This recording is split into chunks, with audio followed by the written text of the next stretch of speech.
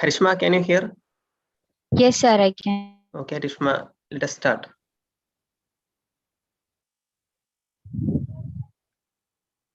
Carl Pearson once said that statistics is the grammar of science. Good evening, one and all.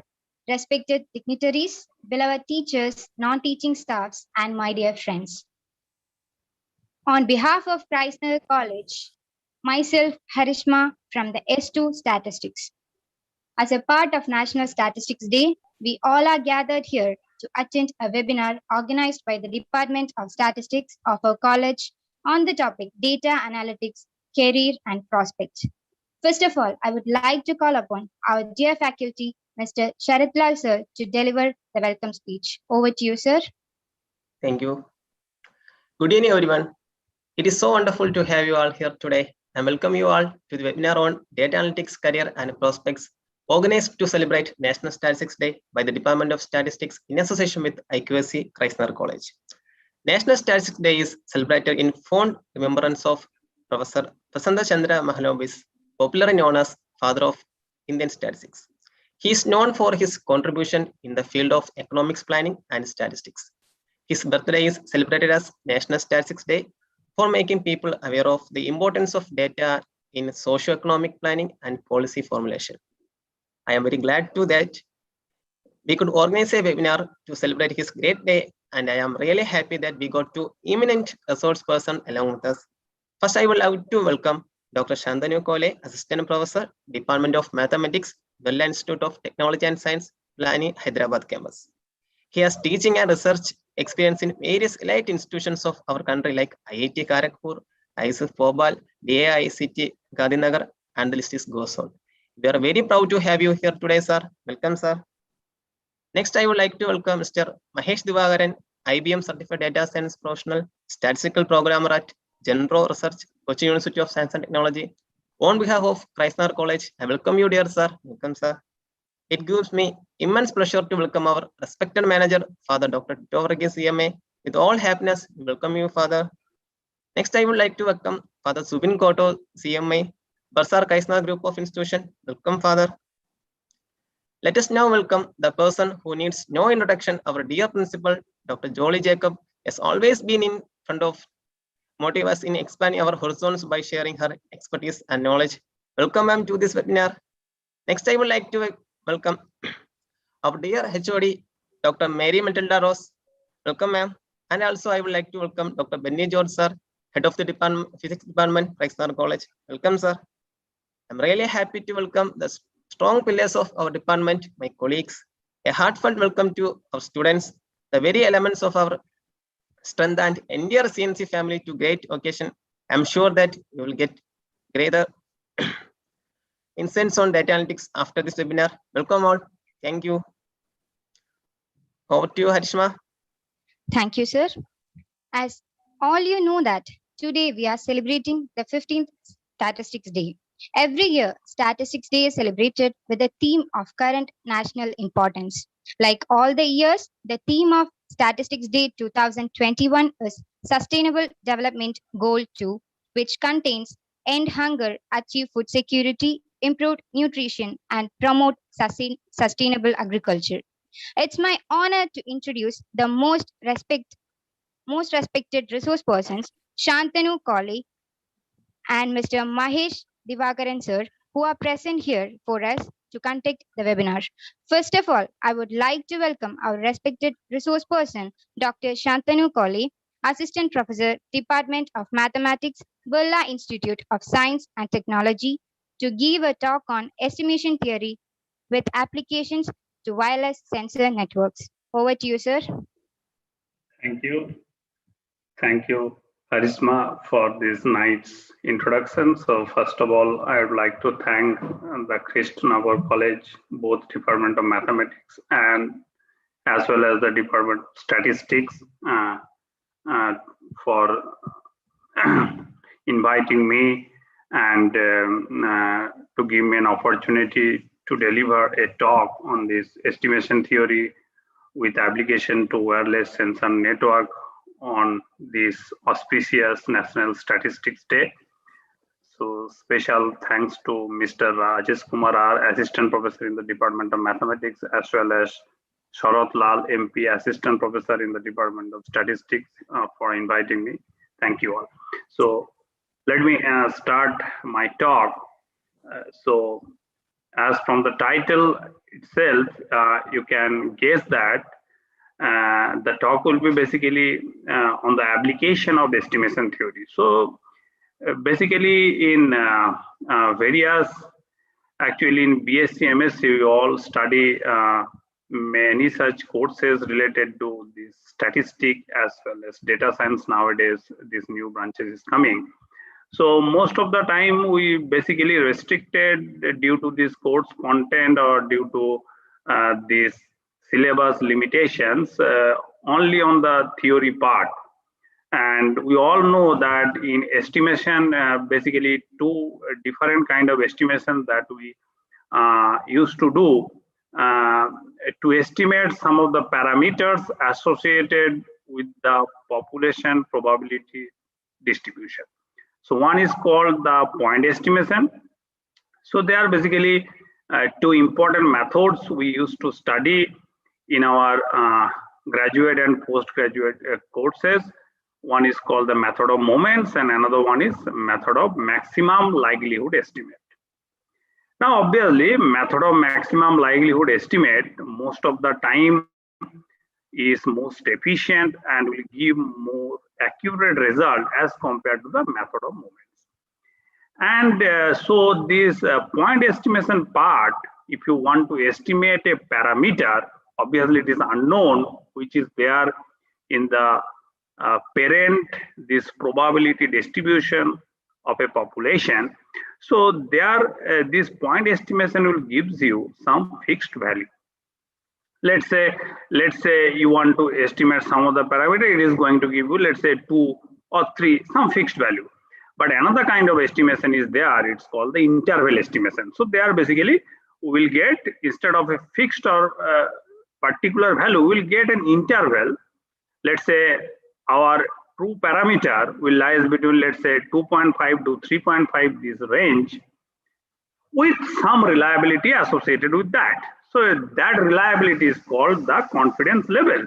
So you used to take, like, let's say this 95% confidence level or 97 or 99, whatever as per the demand. So this is called the reliability associated with that. But due to the course content of our undergraduate and postgraduate study, we restrict ourselves on this theory part of estimation. We don't go beyond that.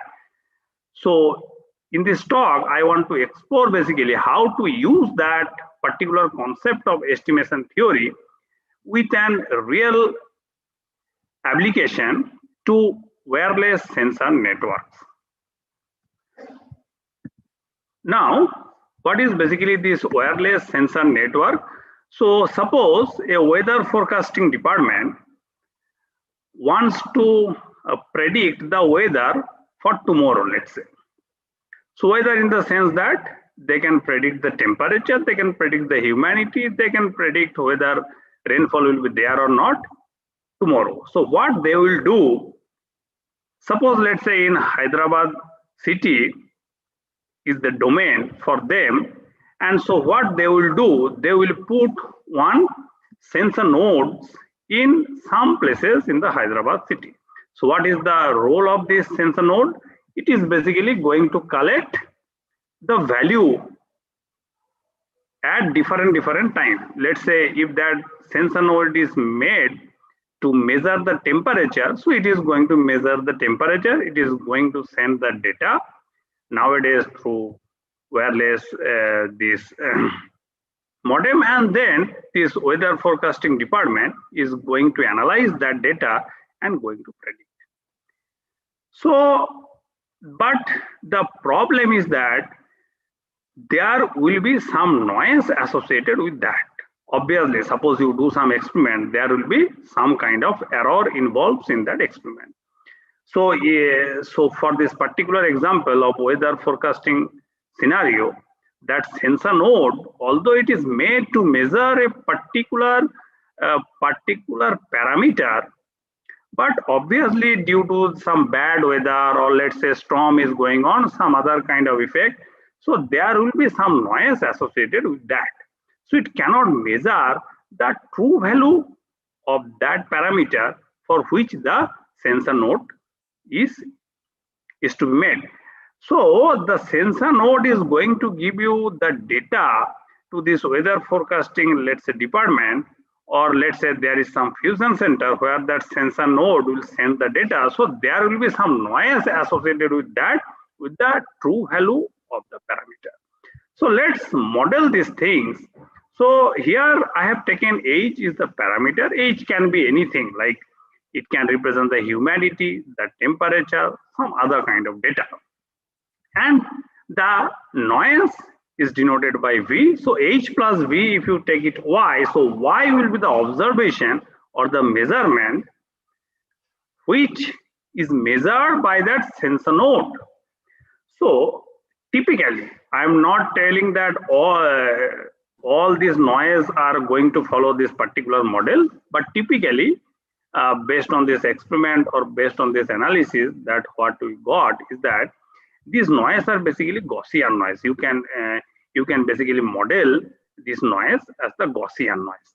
So Gaussian means they are going to follow the Gaussian or the normal distribution. So here, without loss of any generality, taken that that mean is 0 and variance is sigma square. Even if you can take the mean as mu also, but you can always use the change of variable or transformation to shift the mean to 0. So without loss of generality, we can assume that V is going to follow. Now V here is a random variable, so I have taken using the capital letter.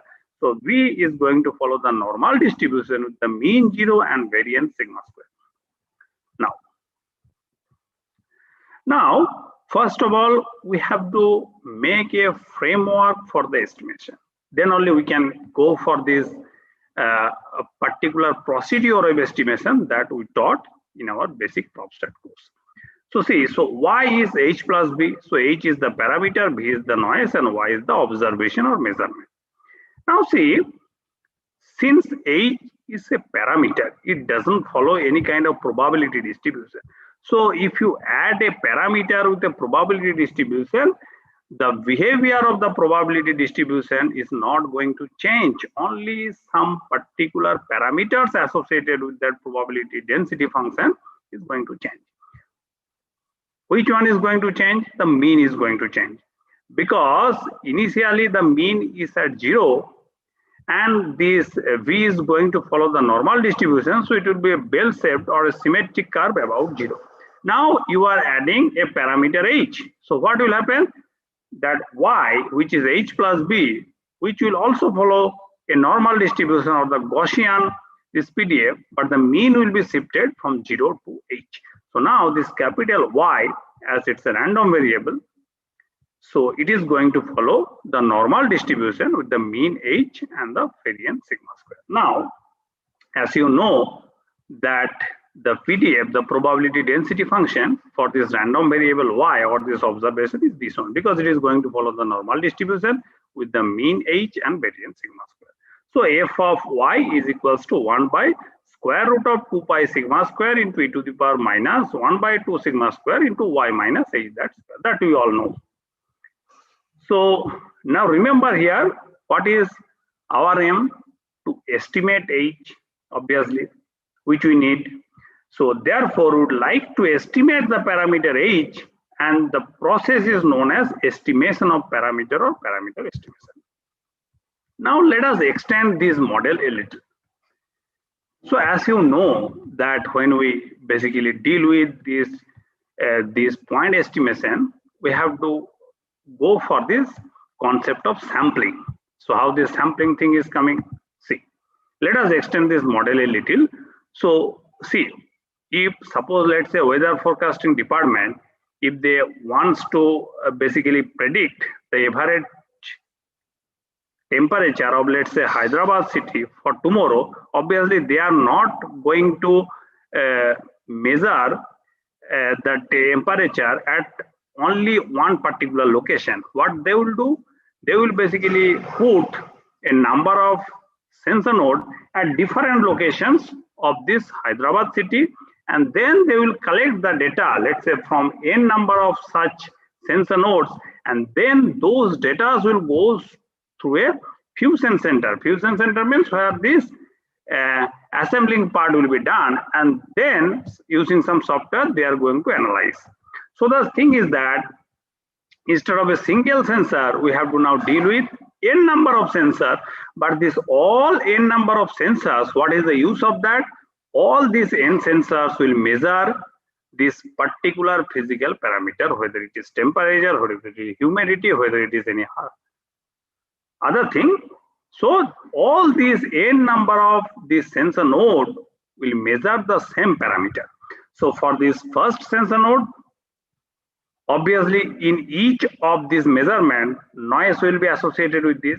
So Y1, which is the measurement using the first sensor node, that will be H plus V1. So H is not going to change because all the sensor nodes are going to measure that same parameter.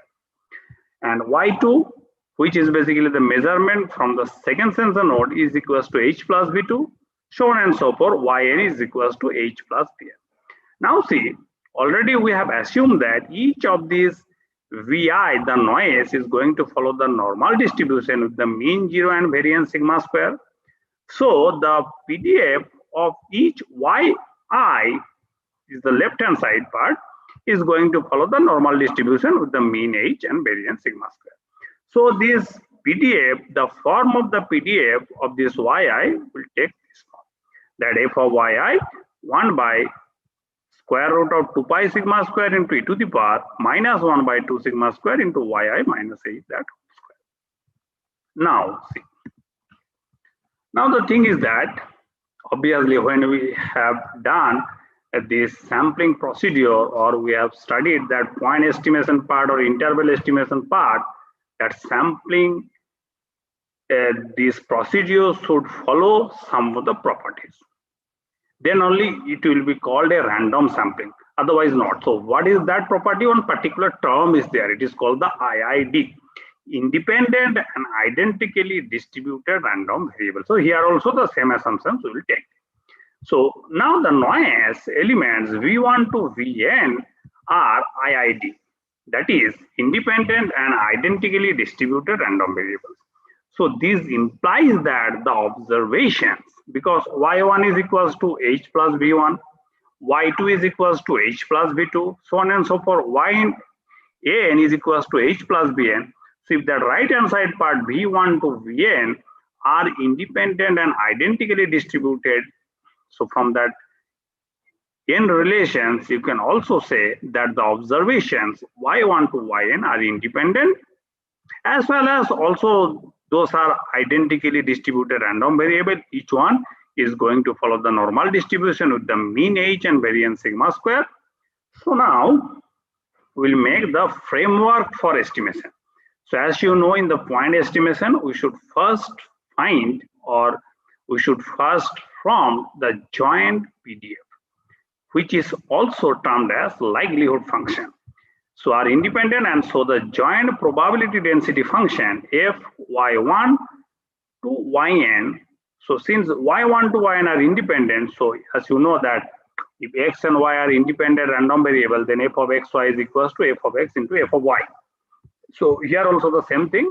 So f of y1 to yn is equals to f of y1 into f of y2 into so on and so forth f of yn. So now you just put that expressions for each of these f of yi.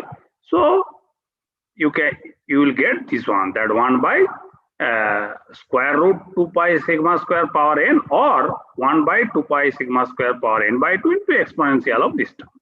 Just that a simple multiplication.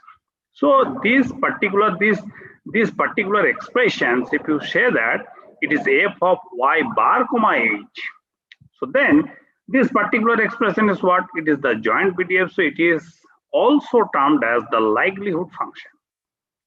So the thing is that, now see, so now we will use that method of maximum likelihood estimate to estimate this H. So what is unknown here? Unknown is H only. because from the sensor node we can get the data for y1 to yn, so those things are known to us. For the noise also you can think of that, since the noise is a random variable, so we don't know the parameters associated with the probability distribution of noise. No, it's not like that. Noise part also, if we know that it is going to follow the normal distribution, also using the data we can get sigma square values also. So that thing is possible. So sigma square is known, everything is known except h. So now, and which we want to estimate. So now one natural way to estimate the value of h is to find the value of which for which the likelihood function will attain maximum. That's why this procedure is called the maximum likelihood estimate. So now see, so here note that this y bar is basically, it's a column vector y1 to yn per t. So it's termed as the observation vector because y1 to yn each are basically these measurements or observations which you got from the sensor node. So then this maximum of this likelihood function, you see, you carefully see this particular actually this particular expression in the right hand side. So maximum of f will be equals to maximum of ln f. So what we used to do in most of the examples in this particular chapter method of maximum likelihood estimate, we used to take the natural logarithm, log base e. Why we used to take? The thing is that this log, this ln basically, it's an increasing function. So whether we are maximizing the function or its natural logarithm, the things are same. If ln would be a decreasing function, then it is not same. Then maximizing f will be will correspond to minimizing ln f. But since we are maximizing and this ln is an increasing function, so maximizing a function is equivalent to maximizing ln of that function. So here maximum of f is equals to maximum, it's basically equivalent to maximum of ln of that function. So now if you take ln, the things will become very simplified in nature. So ln of this is just n by 2 minus n by 2, actually ln 2 pi sigma square minus 1 by 2 sigma square, because it is to the power term and ln means log base e, so it is minus 1 by 2 sigma square of this term. Now see, so the thing is that we want to maximize with respect to what? With respect to h, because h is the unknown. So the thing is that that first term minus n by 2 ln this term, there is no h involved. So forget about that term.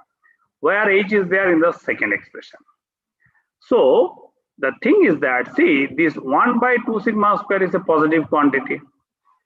Summation I is equals to 1 to n this square term yi minus h that square, it's a positive quantity. So this whole thing is a positive quantity. So maximizing of ln, because the negative term is there before, so that is equivalent to minimizing of that positive term. So then this is equivalent to minimizing of this term, summation I is equals to 1 to n yi minus h that square. And then if you equate it to 0, then you will get basically the point estimation of h, which is denoted by h cap, is equals to 1 by n, summation I is equals to 1 to n yi. So which is termed as the maximum likelihood estimate of h. Now you see carefully what we got.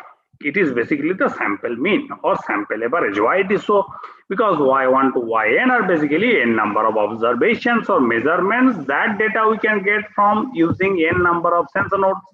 So h cap from this expression 1 by n summation I is equals to 1 to n yi. So this is termed as the sample average of this observation, or it's basically the sample mean. So see how simple is the expression. Now see, the thing is that it is not only your job is not end just to find out the expression for this MLE of h. The thing is that we also should check that whether this particular expression is going to give you the accurate value of the true parameter h or not, because of the fact that y1 to yn are also random variable. So this h cap is also random variable.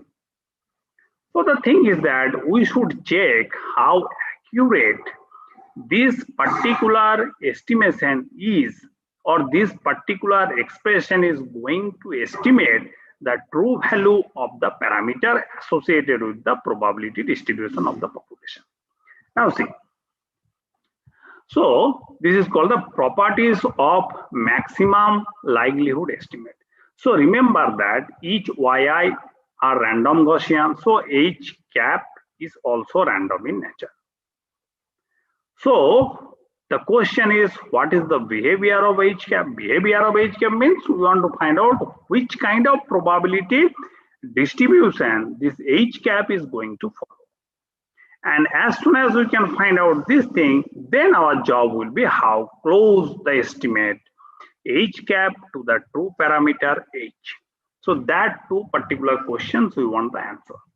So now the MLE h cap is Gaussian in nature. Why it is so? Because h cap is the sample mean, and each of these y1 to yn are basically Gaussian in nature. And as you know from the basic prop stat course, that a linear combination of these things, if x1 to xn is going to follow the normal distribution, then their linear combination is also going to follow the normal distribution. Obviously the mean and variance part can alter, but their linear combination is going to follow the normal distribution, and h cap is basically the linear combination of y1 to yn.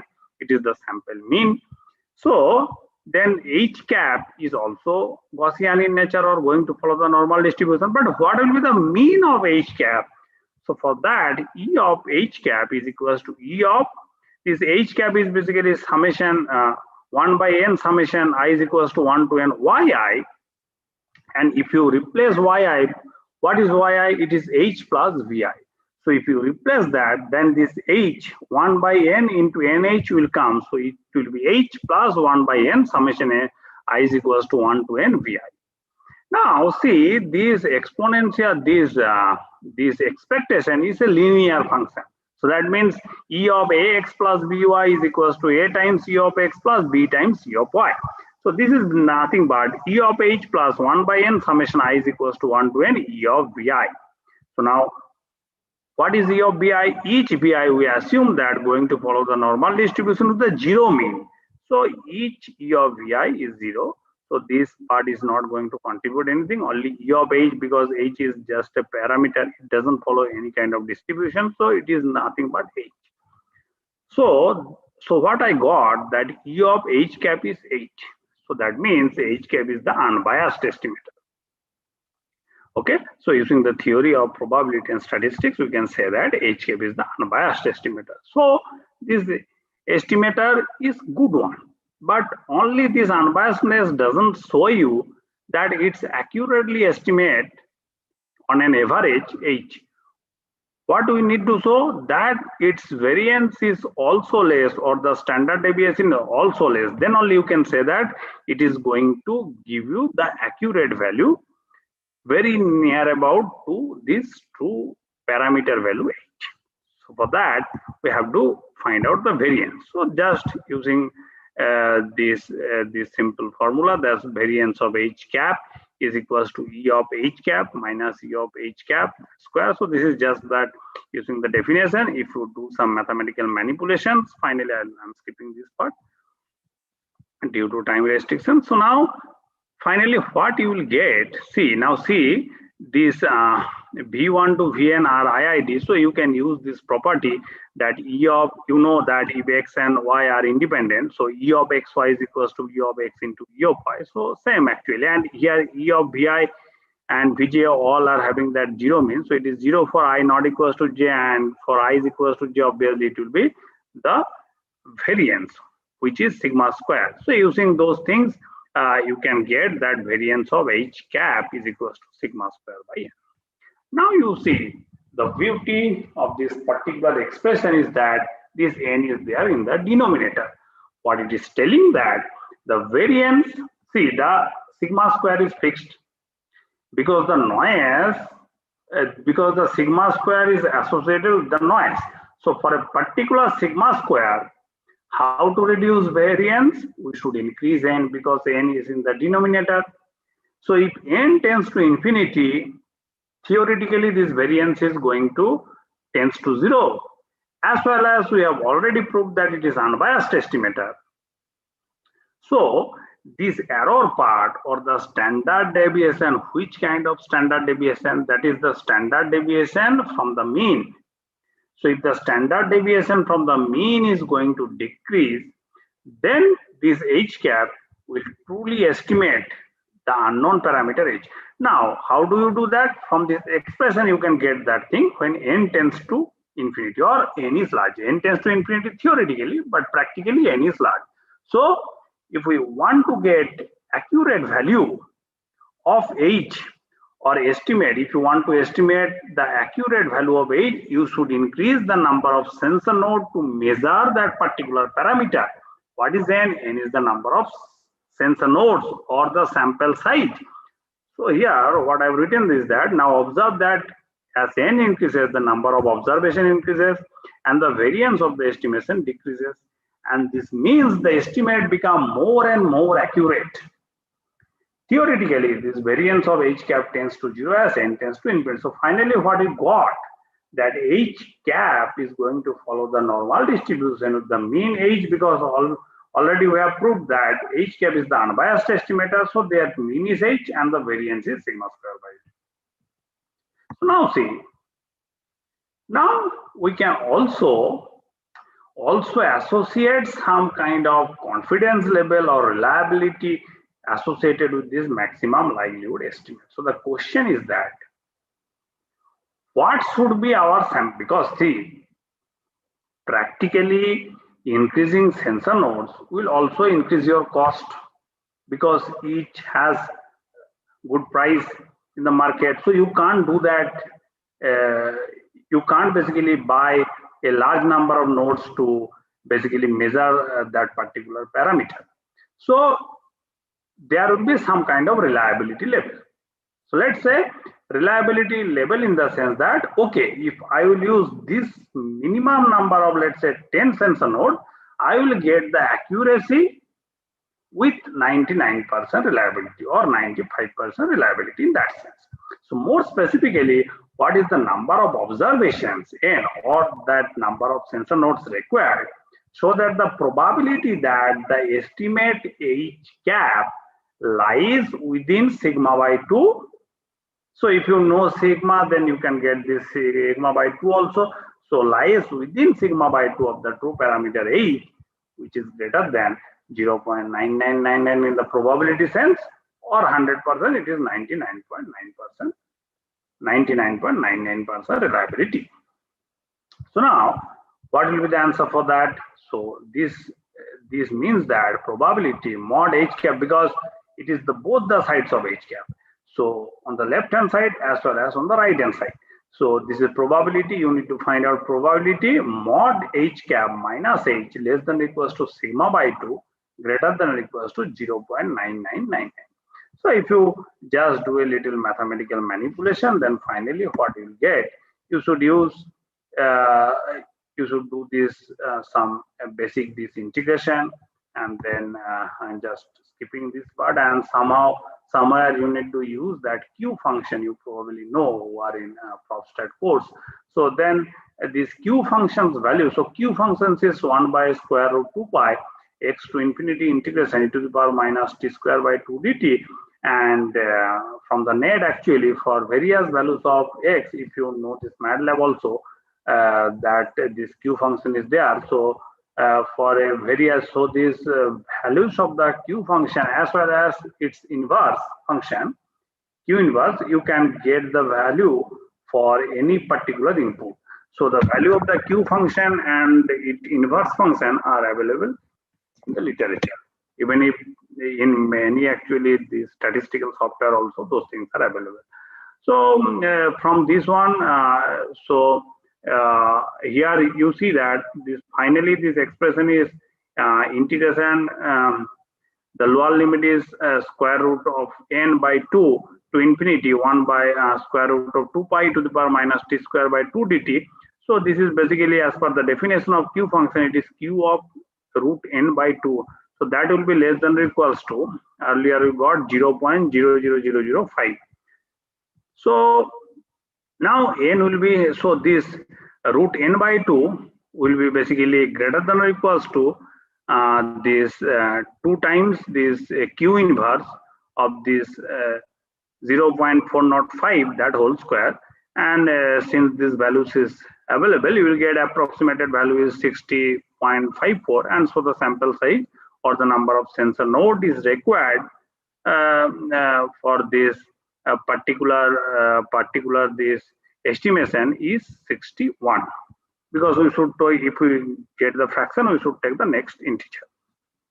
So in this way you can also measure the reliability, and obviously you see that if you want to increase the accuracy, because when the accuracy is going to increase, so this estimate h cap lies within sigma by 2. If you want to find out within sigma by 3, within sigma by 4, obviously the accuracy is going to increase because that width of that interval around h is going to decrease. But the thing is that then you should take more sample, obviously. So if you increase the sample size, the things is going to decrease. So you should have some kind of balance between the sample size or the number of sensor nodes which you want to buy from the market, as well as how much accuracy you want from these results. So you should have a proper balance between the two. So now this particular things you can also extend to complex parameters. So earlier we have taken that h is real number. Like suppose a sensor node will measure, let's say, temperature or humidity. Those things are real number. Those things are not complex number. But complex number also appears in real application. The thing is that suppose there is a problem of estimation in a channel in a wireless communication system. So there basically some complex number things are there, and which are basically some of the important parameters associated with this wireless communication system. So here also this model you can extend this framework of estimation.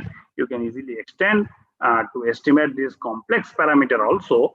So since you know that this complex number, there is a real part and there is an imaginary part. So you have to analyze. So this is basically a complex random variable. So you have to analyze the real part as well as the imaginary part separately.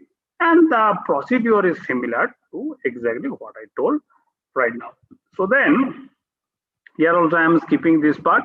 And then finally, what interesting result you will get is that here also this E of HR cap, this real part, this estimated, this real part or this MLE of this real part of HR. So it's also basically unbiased estimator, as well as the imaginary part is also unbiased estimator. And the variance, I mean, E of this, see that E of mod of, because we have to take the mod because it's a complex number. So mod of HR cap minus HR that square is equals to sigma square by 2n, as well as for the imaginary part also you will get sigma square by 2n. So if you sum it up, you will get sigma square by n, which you got actually for this real number also, a real parameter also. So that similar analysis also you can make, that if we increase the number of sensor node to measure this particular complex parameter, then our accuracy is going to increase. And so, and this particular model also you can also extend. I'll just briefly go through as there is a time restriction. So this particular model also you can extend to estimate this channel coefficient H, which is associated with this wireless communication system. So what will happen, that there is a transmitter which will transmit a signal xk, and it will go through a channel, and this channel is having some kind of coefficient associated with this. It's generally termed as, in the literature in the book, it's called the fading channel coefficient. And this signal xk and due to noise, basically that will be transformed, and that ultimately this yk, which is h times x. So earlier this h is not there. Now due to if the signal will go through this channel, so this h times xk plus vk is the noise, and that will be received by the receiver x. So here also this same concept you can extend, and similarly you can use this MLE, maximum likelihood estimation, to estimate these parameters.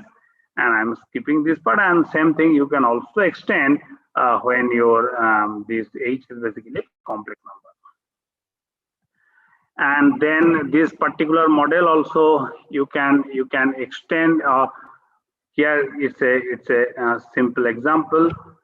It's a realistic example. So it's basically a wireless downlink scenario. So what is happening? There is a wireless base station somewhere which is going to transmit the signal xk, and which will be received by mobile. So since the signal is coming from this wireless base station to the mobile, so it is called the downlink. If it is in the reverse side, then it will call the uplink. So here also there will be a channel, so it is called the, so there will be a coefficient, it's called the fading channel coefficient h, and there will be some noise obviously which is denoted by vk, and yk will be that ultimately this mobile will receive the symbol yk instead of xk. So then here also same kind of scenario will happen. So here for this particular example, just I have taken that this vk is going to follow, this is basically zero mean symmetric complex Gaussian noise. So here it is complex in nature, with the power of this noise is given as 3 decibel, and so there is some kind of expression for this power. Okay, so in the book, and this transmitted pilot symbols are this one, that x1 is equals to 1 plus j, x2 is equals to 1 minus j, and x3 is equals to 2 minus j, and x4 is equals to 1 plus 2j. And then the received output for x1 is 3 plus 5j, for x2 is y2 is minus 5 minus 3j, so on and so forth for y3 and y4. So you can make one column vector for this pilot vector, as well as for this output vector also you can make a column vector, and then you just use that earlier theorem. And here basically these complex numbers, so due to that Hermitian matrix concept will also comes into play. And since this noise, this power of the noise is given as 3, so actually if the power of the noise is given, so power of the noise you can express as 10 log base 10 sigma square is equals to 3. From that one you can get sigma square is equals to 2. And using these estimation parts, see here I got that this expectation of this mod h cap minus h that square is equals to 2 by 14 is 1 by 7, and it is basically symmetric complex Gaussian noise. And that's so symmetric complex Gaussian noise in the sense that both the real part and the imaginary part will follow the same normal distribution with the same properties also. And then you can also measure the variance also for this real part as well as for the imaginary part, and then you can proceed for the analysis also. Obviously this variance part is going to decrease if you increase actually the number of sensor nodes. So I think that's all from my side within this limited time. So if you have any questions, then you can ask. I'll be happy to clarify. Please.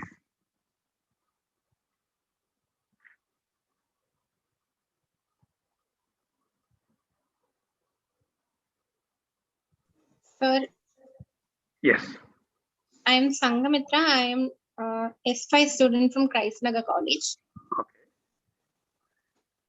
Yeah, please. So I'd like to know the scope of estimation theory in research. Could you tell us more about that? Yes. So the thing is that research actually on everyday basis, many this kind of research is going on. So now the thing is that this particular estimation theory, it's just the basics. So what people used to do is that the thing is that suppose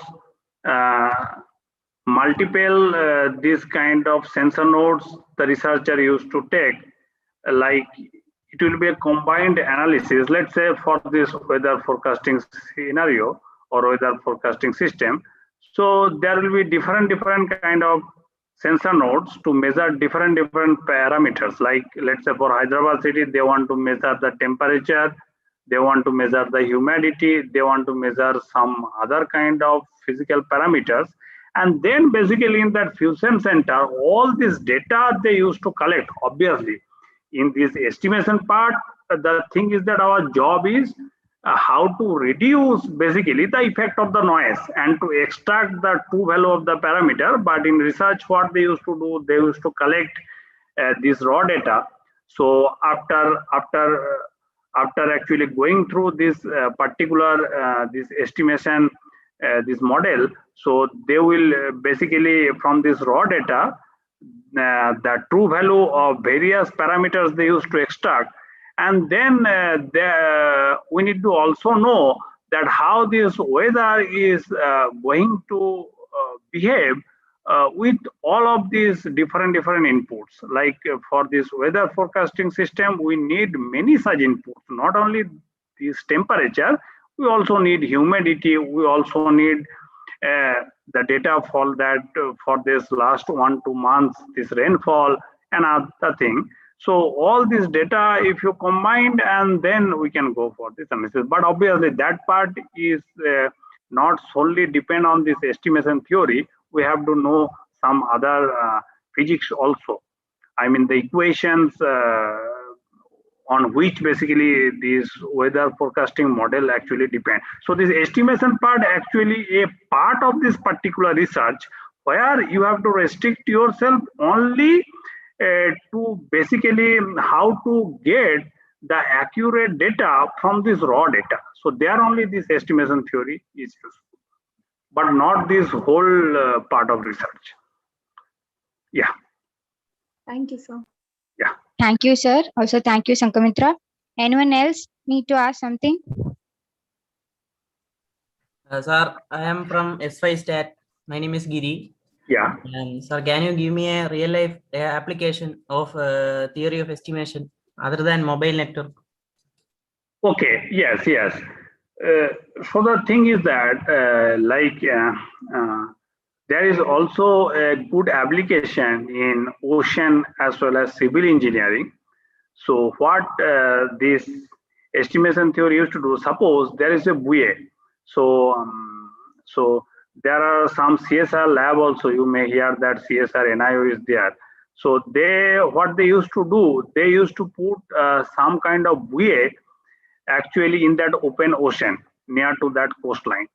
And this buoy actually, what is the role of buoy? This buoys actually used to basically collect the data. Which kind of data? Wave height, wave period, wavelength. This it's related to ocean waves.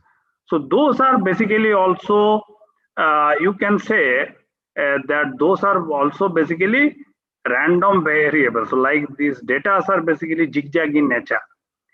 And there are also many kind of noise will be there. So when that buoy is going to collect the data for wave height or wavelength, so that buoy is also going to oscillate due to these ocean waves. So there will be some kind of noise associated with that. So those basically data or the measurement also should go through this filtering procedure. But there this Gaussian this noise is not going to follow the Gaussian distribution, it is going to follow the Rayleigh distribution. And so there also this estimation theory is useful to extract basically the true data from this noisy data. So there also this thing is useful. Yes, Giri. Yes, Giri Krishna. And you can find these several other these applications in medical science also. It has application nowadays. Many devices actually used to collect, like let's say some device will collect the heartbeat. So suppose the device will put on someone's chest, so it is not going to collect the exact heartbeat. There will be some kind of noise. So there will be some kind of measurement error. There will be some kind of other noise also. Okay, and there is also limitation of every actually medical devices. So there also this noise will be associated with that. So that particular noise should go through a particular filtering process. So in that filtering process, this estimation theory is helpful. Yes. Thank you, sir. Thank you, Giri Krishnan. And thank you for the informations and the wonderful session, sir. Thank you so Okay. much. Thank you. Thank you so much. May I stop the sharing part now? Next, we have Yes, sir, Mahesh sure, sir. Divakaran. Yes, sir. Okay. Thank you.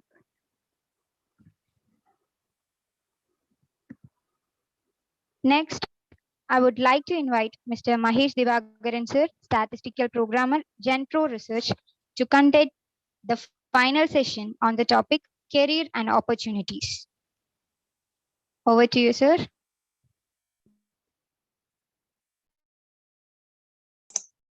Hi, Harishma. Thank you. Thank you for the invite. Yeah.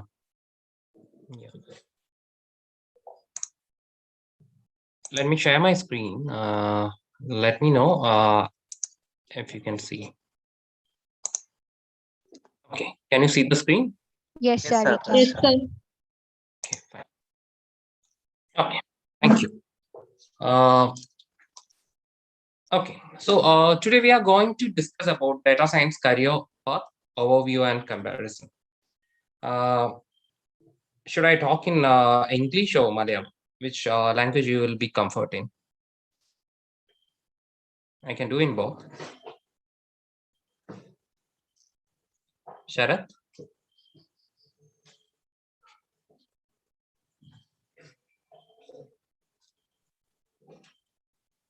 Hello? Hello, sir. Yeah, which language I need to go through? Means English or Malayalam? Yeah. We are okay with both as your preference. No, I'm okay with that. What will be fit with you? I can go with that. No issue.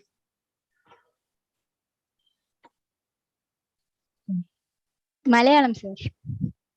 Okay, sure. Okay. So നമ്മൾ പ്രധാനമായിട്ടും discuss ചെയ്യാൻ പോകുന്നത് data science. Hello, sir. Hello, sir. Hello. Yeah. I think some students are from it's also in this Different program. region. So Okay, we can go it's with better to use no English. issues. Okay. So today basically we are discussing about data science career Hello, opportunities. sir. Can you hear? So as you are familiar, Hello. the oil for the future. So every day, a lot of data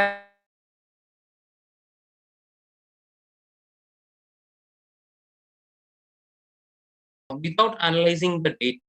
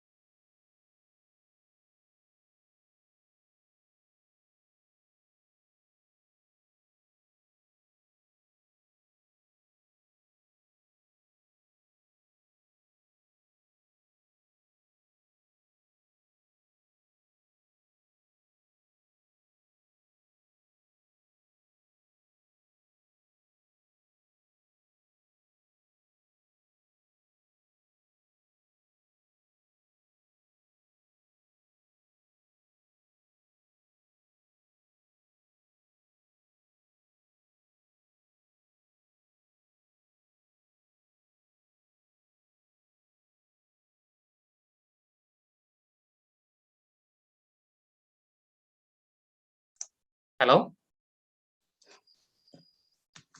Hello, can you hear me?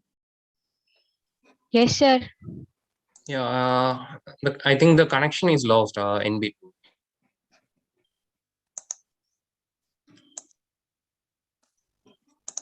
Okay, let me share once more. Oh. Okay.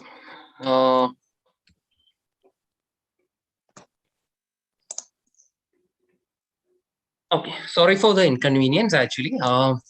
Okay, so we are talking about data science. So data science career path starts. Hello. Okay, so data science career path actually starts with we have a lot of data, and unless and until we use the data to analyze and get insights from the data is actually done. We don't have any use of that data. So basically, in today's world, actually, this much data is actually generating each and day. And if you want to store this much data, we need 10 million Blu-ray discs, which can be stacked at the height of 4 Eiffel Towers. That much Blu-ray discs, we need to store the data which generated in each single day of 2021. So how it is actually happening? If you consider the time period before 2000, actually not this much data was generated. Even the data generated in a single day of 2021 is not the total data stored in 2000s or the period before 2000. Why this much data is generated? Actually, it's due to the growth in technology and telecommunication. Basically, we come to the world of cyber, or in the cyber world, everyone has a smartphone or some smart devices with them, and a lot of people are using some other devices like laptop or some other communication devices to connect with internet and the cyber world. That's why this much data is actually generating every day. If we compare the population using mobile phone with 2010 and 2021, actually the numbers are 4 times larger. Now every child from the childhood itself, people are using mobile phone. Oh, now after this pandemic situation, the numbers increases because for study purpose and all, students try to start using mobile devices or laptops. That's why this much data is generated. And another way the data generating is because of the innovations in science and technology. Like we have a lot of satellites placed in the orbit of Earth, and we have a lot of websites and other scientific researches going on. So all those things are generating data. Even ISS from space, ISS means International Space Station, they're actually generating a lot of data at every second because it actually rotates around 16 times a day. So it's actually generating that much data. And when we telling about data is any piece of information. It can be a text data, it can be a numeric data, it can be a tabular form, and it can even be a image, or it can be a video as well. So a lot of data is generated, but when we consider the term data before 2005 or earlier 2000s, actually the data means a tabular form or a CSV file or an Excel file. Even if you go further, the maximum, it is a SQL database. So from that prospect of data, actually nowadays, data has a wide definition. Like every single piece of information you are sharing to the cyber world with or without knowing is a data. Nowadays, people are depending on mostly on internet for purchasing product after the pandemic situation, ordering food, buying essentials and all. Mostly people are depending on e-commerce websites. So there are also a lot of data is generated every single second. If we have that much data, we need someone to look into the data and get some insights from that data. So a data scientist is a person who solves the problem with large amount of data. There is not only data scientist who is working with data.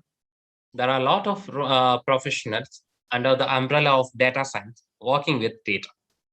It starts from data analysis, okay, who analyze the data. It's actually a beginner level thing, like even with basic understanding of this concept, a degree student or a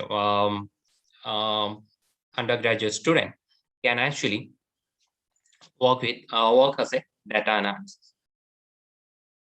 So from there, actually, then after that, a data analyst or business analyst is there to handle the data and do some visualizations and start with some basic predictive modeling and all.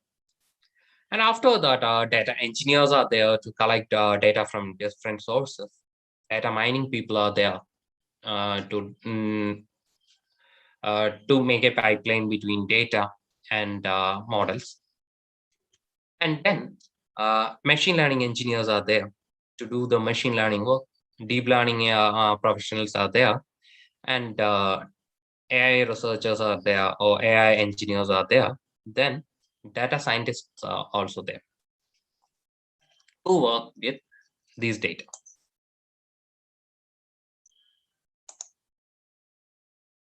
In US alone, there is a shortage of 150K data analyst professionals nowadays. And in US, actually, they need 1.5 million data safety managers by 2022. This is a report published by McKinsey and Company. So if US need this much people or professionals, then how much will be in India? Because compared to US, more data professionals are situated in India. Because India has in India, we need to pay lesser amounts to data science professionals compared to US and or other Western countries. So in India, according to the new studies, India needs 2 to 3 lakhs data science professionals by 2022.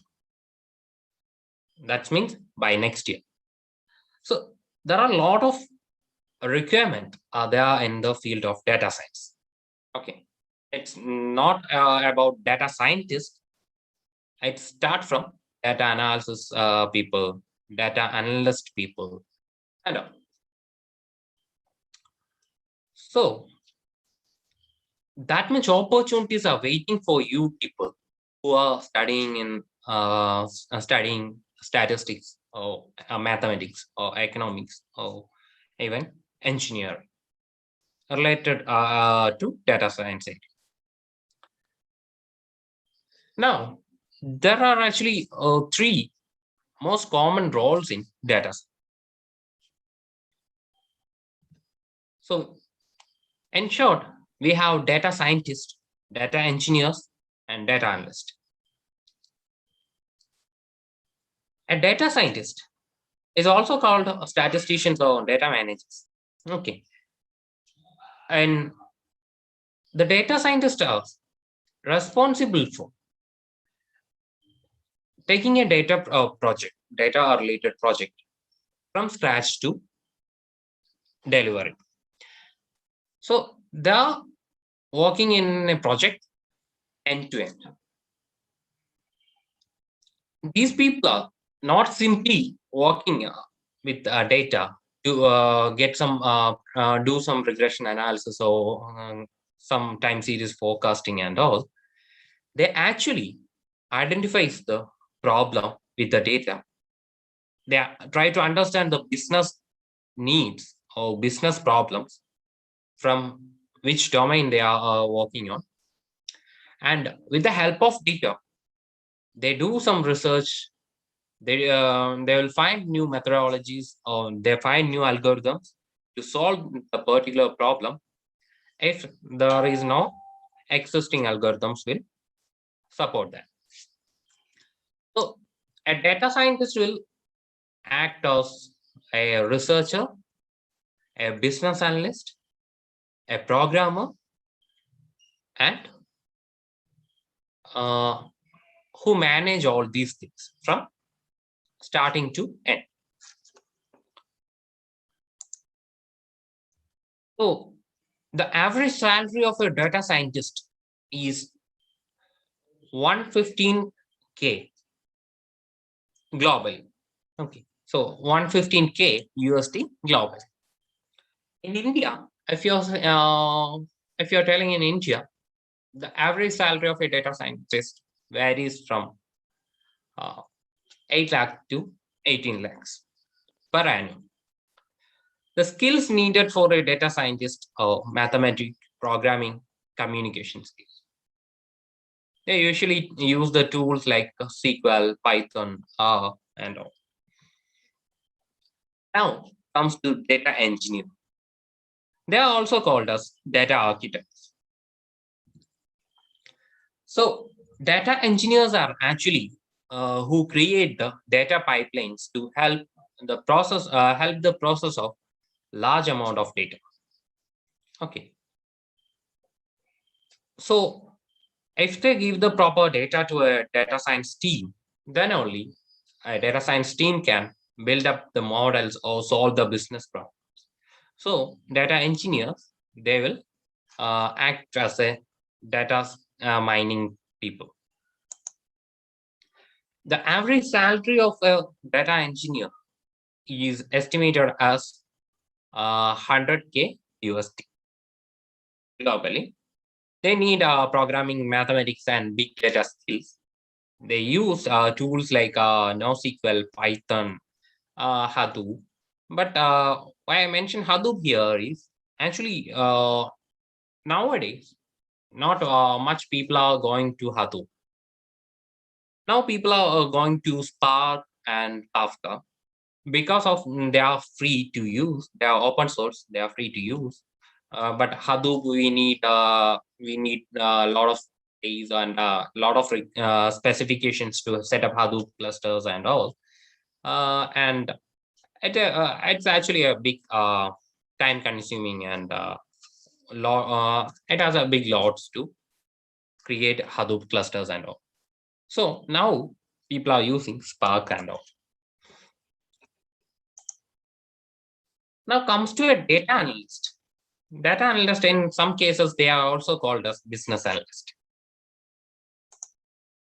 So a data analyst actually helps people from across the company to understand data insights they have unearthed. It's like getting the insights from basic data, like some exploratory data analysis and all. And after that, doing some predictive modeling with the existing algorithms. They will work with the existing algorithms only. They are not going to new algorithm and all. So an average salary of data analyst is 65K USD globally, and they need some statistics, communication skills along with business knowledge. They use some softwares like SQL, Tableau, SQL, because they only need to work with the normal data and they want to just visualize the data and do some basic analysis. So they don't need much tools to start. Even data analysts are also using R and Python, these kind of software also. Okay, now how these roles are connected. So if you look at these roles, like if you look at data engineer, data analyst, or there is a blank for all other sectors like ML, machine learning engineer, deep learning engineer, AI enthusiasts, AI researchers, and all. All for all these professionals. Actually, data scientist is a sum total of all these professionals. A data scientist need all the skills by acquired by other professionals like other data professionals. Because a data scientist need mathematics or statistics and algorithm understanding. They need software engineering or programming or coding skills. They also need a good understanding of data and business domain.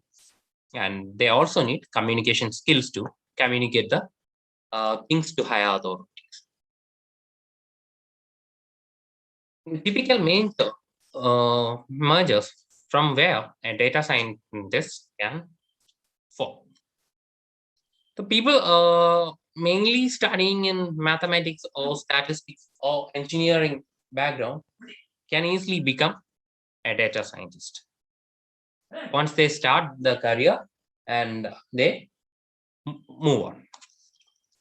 And also students from other backgrounds like physics, computer science, economics, business are also good to start the career with data.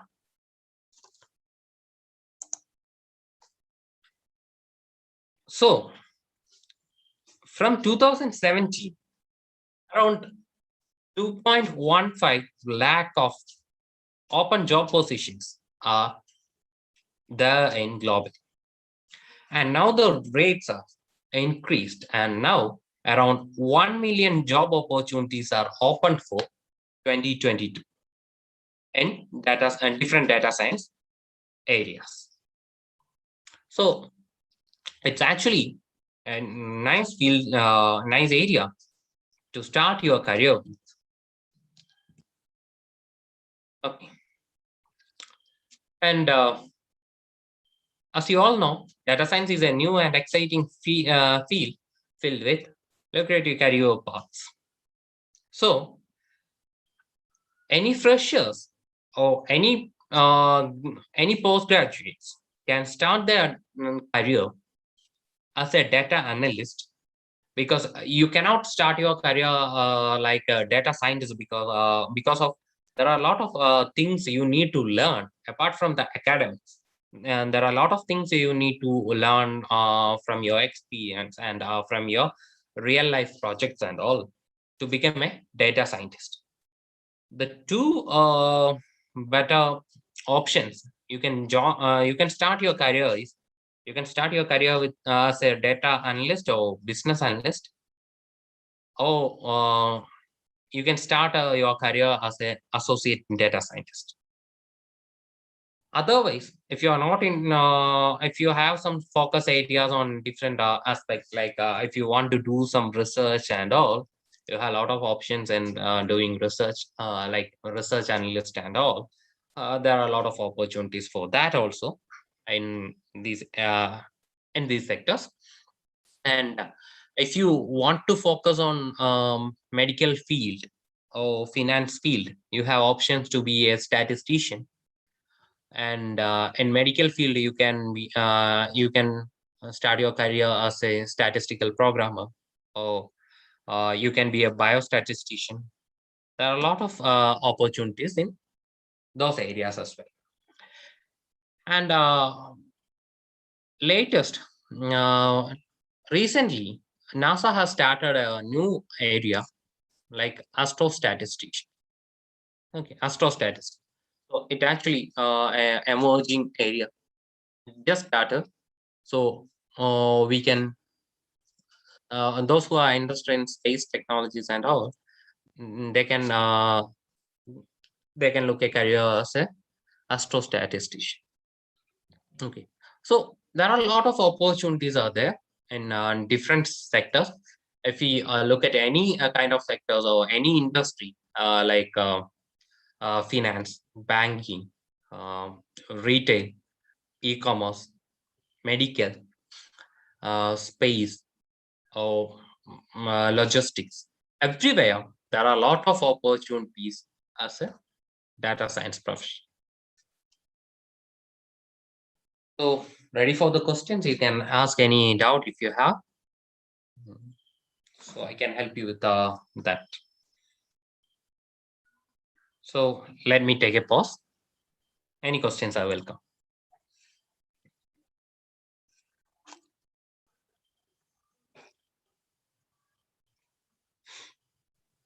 Is there anyone need to ask questions? You may ask. Sir, I'm Archana from S2BSc Statistics. My Okay. question is, how hard is to get a job in data science? Okay. You are studying in S2, right? Yes, sir. Okay. Actually, you are a BSc student or postgraduate student?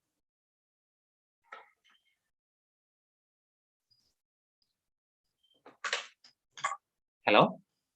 Hello, sir. Yeah. Are you an undergraduate student or postgraduate student? Undergraduate. Okay. So, being an undergraduate student, actually, it's hard to start a career it's hard to start a good career in data science because those who are doing a bachelor's degree in statistics, they have limited knowledge to statistical concepts. That is one thing. Because in Kerala, almost all the universities, according to their syllabus, they are very limited to statistics concepts and all. So it's better to go for a master's program also, because if you have some master's degree with you in statistics or related data related area, then you have 10 times more opportunities in data science. Actually, if you're investing 2 years for your future further studies, also if you estimate for a 5-year salary package, if you start your career as a data analysis professional, also after completing your degree, and if you start a career as a data science professional or data analyst after completing your post graduation, after 5 years you are getting a total of same amount. Okay, even as a money perspective or income perspective also, it will be equal. And if you have a postgraduate degree in statistics or related areas, then you have a good option to your career growth, because with a bachelor's degree in statistics, actually we have very less opportunities in data science in private sector. If you're looking at government sector, there are some opportunities like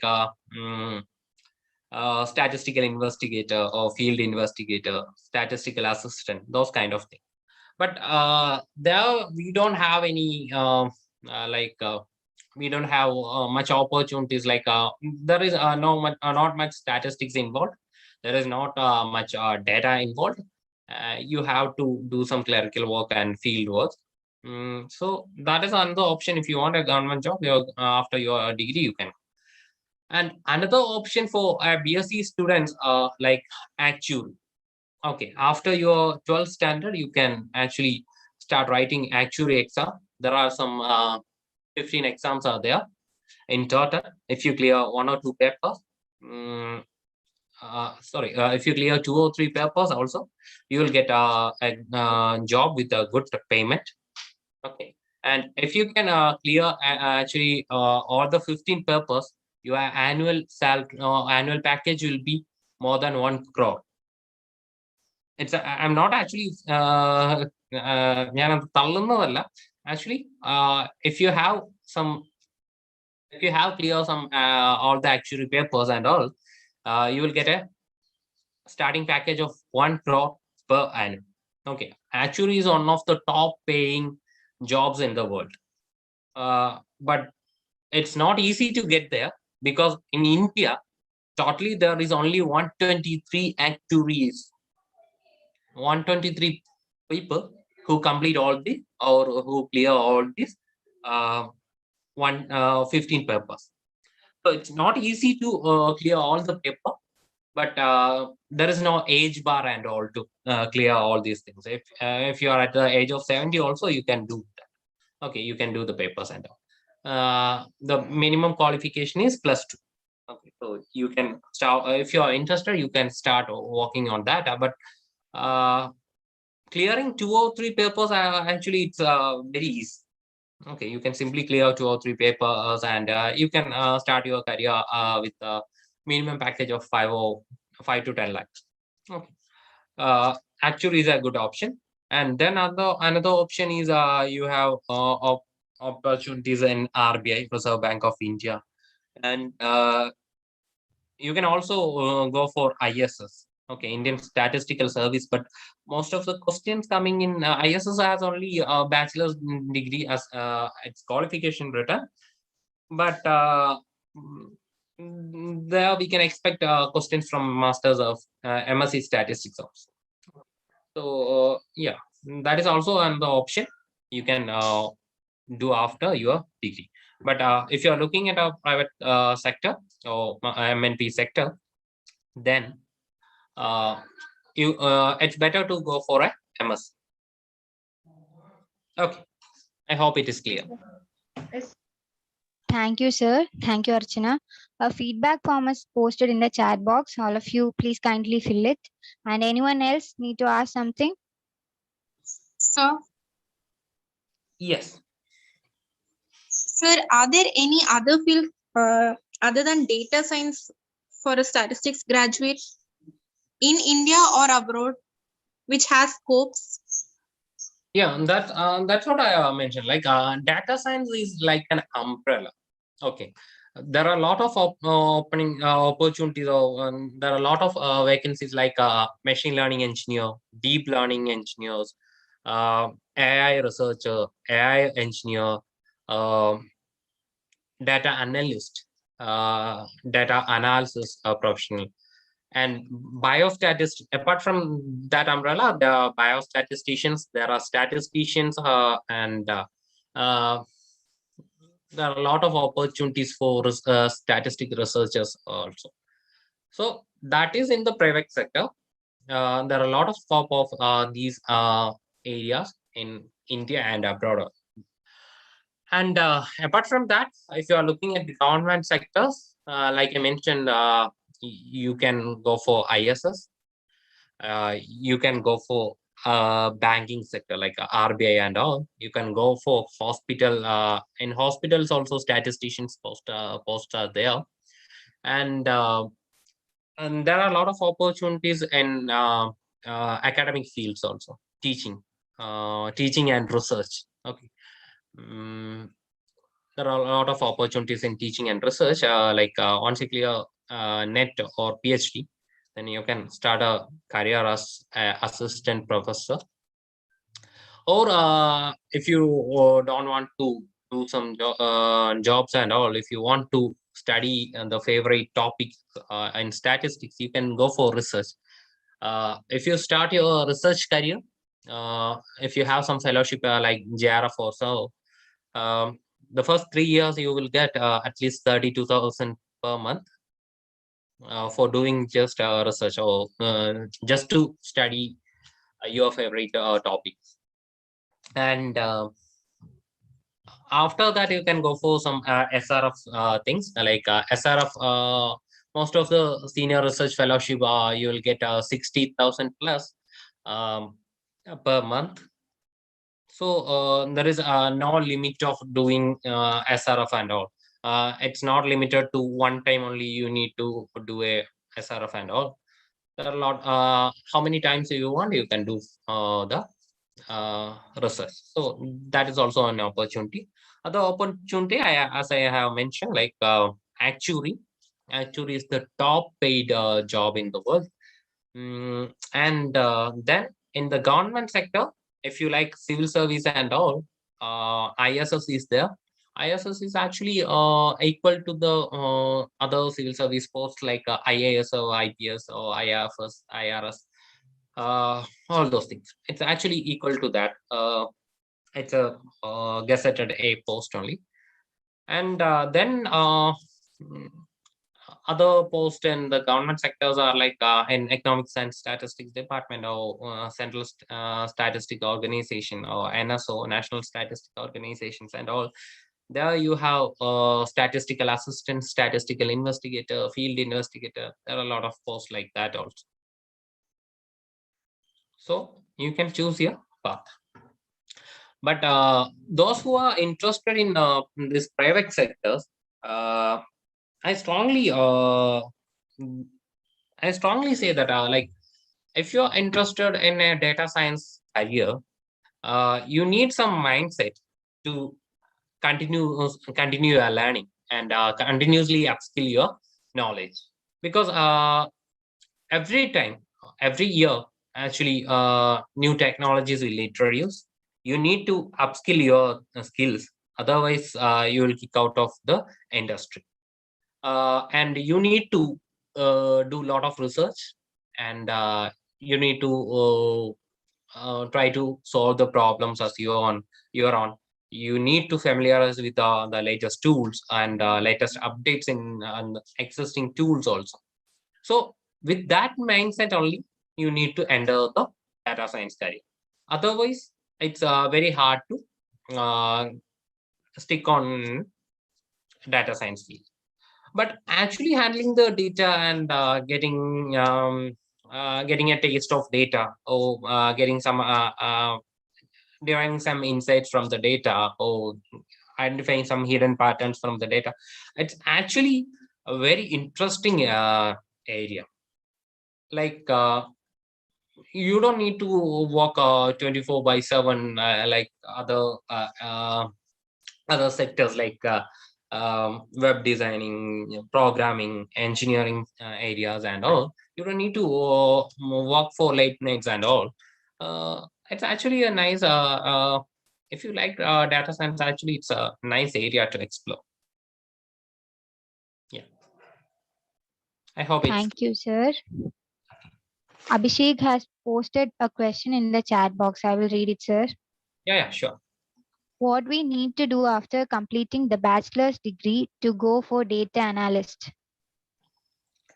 As I mentioned, it's better to go for a PG, because if you have bachelor's degree, there are very limited scope, and sincerely, frankly speaking, actually, BSc codes are actually not giving you much opportunities and much understanding of statistics. Okay, there are a lot to study about statistics. So getting the essence of statistics, you need to do a master's. Then there are a lot of opportunities, and I strongly recommend, actually, don't go for these courses offered by some private institutions. I'm not saying about the university accredited organizations. Uh, there are some coaching centers will be there, right? So those private institutions are offering some data science courses and all. So I strongly recommend not to go for those things, because actually, if you think about it, those people think about the trainers, because if they have some good capabilities about these things, actually there are a lot of opportunities in the field of data science. So if they start a career in data science, if they are teachers like and they know all these things and all, they'll simply get a package more than 50K per month. Okay, and they have that opportunity if they have some that opportunity, and if they have some qualification, industry want a lot of people to do the analysis and all. There is actually lack of people in the industry. So if they have that knowledge, and if they have that skills, they can simply start a career in data science, and they don't want to go for a 15K or 20K job as a teacher there. So don't go for those institutions. They are offering some fake certification. Like certification doesn't mean anything. If you have a master's certificate, actually, you cannot get a more valuable certificate from a local institution or these coaching centers. And they will do a marketing, like they will give you some yeah, they will give some career assistance or 100% placement and all. And to be honest, actually, any institutions don't tell your employer like, okay, I have the student, could you hire the student? They will actually set up an interview for you. Okay, that actually you can simply look into LinkedIn and all. You can simply find out, or you can visit a company's website. It's better to look into LinkedIn and all. And if you can look into company's website or Naukri and all, you can definitely find a lot of interviews or a lot of opportunities, and you can simply apply for that. Actually, if you go to coaching centers and they are giving some placement assistance also, they actually set up an interview for you. The interview you should pass. They won't help you to complete the interview, right? So that's one advice I have to give you. Like, don't go for these institutions. Rather than that, actually, it's better to go for an MSc. And after that, while doing your MSc or BSc, you can simply start learning these programs, R or Python. You need to concentrate on only one program in Udemy. Okay, I will type it out here in the chat. In Udemy or DataCamp. Yeah, DataCamp or in Coursera. In Coursera or edX. Okay.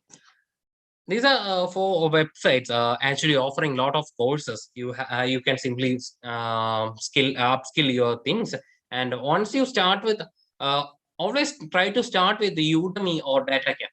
Don't start with Coursera or edX, because they are offering some advanced courses. And once you start with the Udemy or DataCamp, you will get some understanding of how you need to program and how these concepts are applied in programming and all. So after that, you can go for some advanced courses in Coursera or edX. So you will get more understanding of things. Then Kaggle is the best platform to work with real data problems. Actually, in Kaggle, there are a lot of competitions, and also you can refer to that, and you will get some idea about like how to use how to use data in real life, how to use the real data to solve some business problems also. That is the best way to learn data science, I believe. Okay. Thank you, sir. We had a great session with you. Thank you for sharing those great knowledge and for the wonderful session. Thank you so much, sir.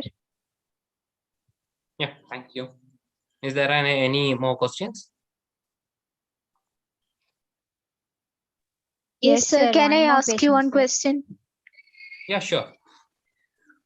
So my name is Gauri and I'm from S2 BSc Statistics. My question is that, sir, can you list me the most challenging day-to-day responsibility of a data scientist? Challenging responsibilities, actually, it depends on your mindset. I would say it depends on your mindset, because the challenging things are like which data we are getting. Okay, if we get a good data, I actually like challenges in data problems. So if we get some good data, and if we cannot solve it simply by using some regression or some time series model simply, then we can do a lot of research and find out some new things. And I personally take it as a knowledge path, or to improvise my knowledge. Uh, Challenges is like, it's how you accept those things. In a general sense, some of the things are you need to continuously update your skills. You need to continuously read a lot of things to understand new concept or new approaches and all. And you need to upskill your technological skills or programming skills with the latest programming updates and all these things. And you need good communication. You need to speak to different management level people and all. And you need to make them understand things. And if you grow up to a team lead kind of thing, then you need to handle your team and all. And one more thing I'll say is like, you need some patience. Sometimes solving a data problem will take some days or days or weeks. Uh, you need some patience to solve those things and all. These are some challenges in a general sense. But if you enjoy things, and if you like to do some like to play with the data, these are not challenges. It's about your attitude, or it's about how you taking this. If you're thinking in these are challenges, then it's challenges. Otherwise, if you can enjoy these things, it's actually better.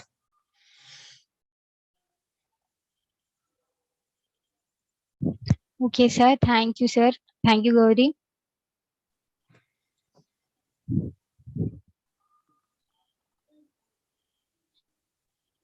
Now we are about to end this webinar. I would like to welcome our beloved teacher, Ms. Remya Nath, to give away the vote of thanks. Over to you, teacher. Thank you. Good evening, everyone. Honorable Chief Guest, Dr. Santanu Koley, Mr. Mahesh Divakaran, Respected Manager, Reverend Father Titto Varghese, Respected Principal, Dr. Jolly Jacob, Head of the Department, Dr. Mary Metilda Rose. I'm very much honored to have an opportunity to give vote of thanks on this auspicious occasion. I, on the behalf of Statistics Department, Nagar College, extend sincere thanks to all delegates of this webinar for their presence and contributions in making this webinar exemplary. I extend my sincere thanks and gratitude to our Honorable Chief Guest, Dr. Santanu Koley and Mr. Mahesh Divakaran, to take out time from their busy schedule during this pandemic to grace the event. Thank you, sir, for inspiring and encouraging us on this Statistics Day.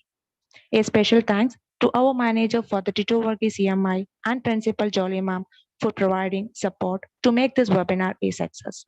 I extend my gratitude to our head of the department, Dr. Mary Metilda Ma'am, for playing a vital role in making this day memorable.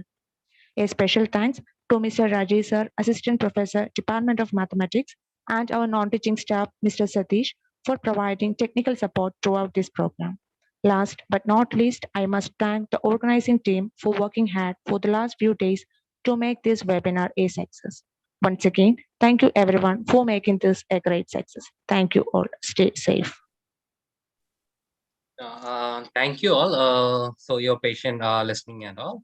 And I would like to thank Sharath and the team of Nagar College to invite me and giving this wonderful opportunities to interact with students. Thank you. Thank you, sir. Thank you all for joining this wonderful session. Thank you and have a nice time.